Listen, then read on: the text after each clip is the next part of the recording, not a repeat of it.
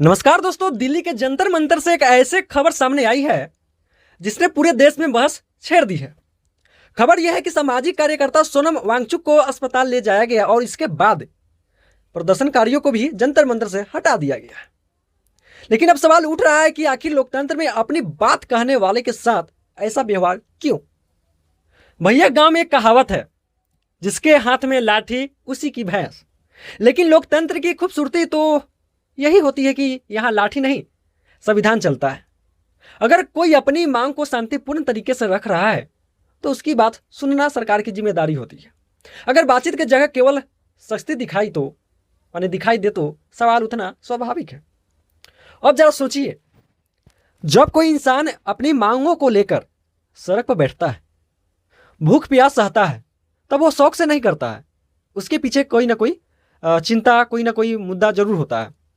ऐसे में अगर हालात इतने बिगड़ जाए कि उसे अस्पताल तक ले जाना पड़े तो यह किसी भी लोकतांत्रिक व्यवस्था के लिए चिंता का विषय माना जाएगा। गांव के लोग कहते हैं, चूल्हे में आग तभी लगती है जब लकड़ी सुलगती है। यानी बिना वजह कोई आंदोलन नहीं करता।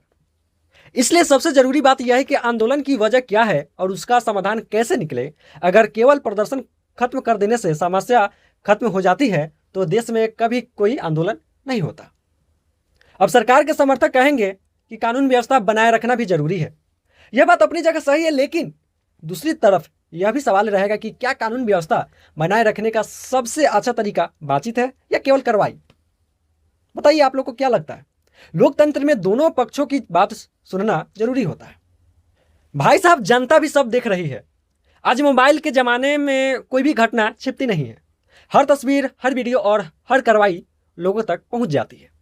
ऐसे में सरकार की हर छोटी बड़ी कार्रवाई पर सवाल भी उठते हैं और समर्थन भी मिलता है। इसलिए सरकार जितनी मजबूत कार्रवाई करती है उतनी ही मजबूत जवाबदेही भी उसके साथ जुड़ जाती है। गांव की एक और कहावत है, रस्सी ज्यादा कसोगे तो टूट भी सकती है। इसलिए सरकार को यह समझना चाहिए कि जनता की आवाज को सुनना कमजोरी नहीं बल्कि लोकतंत्र की ताकत होती है। संवाद हमेशा टकराव से बेहतर रास्ता माना जाता है।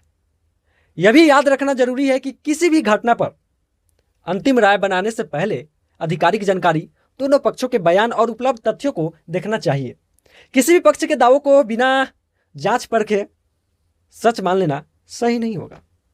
आखिर में बस इतना ही कहेंगे कि लोकतंत्र में सरकार की ताकत केवल कानून से नहीं बल्कि जनता के भरोसे से आती है।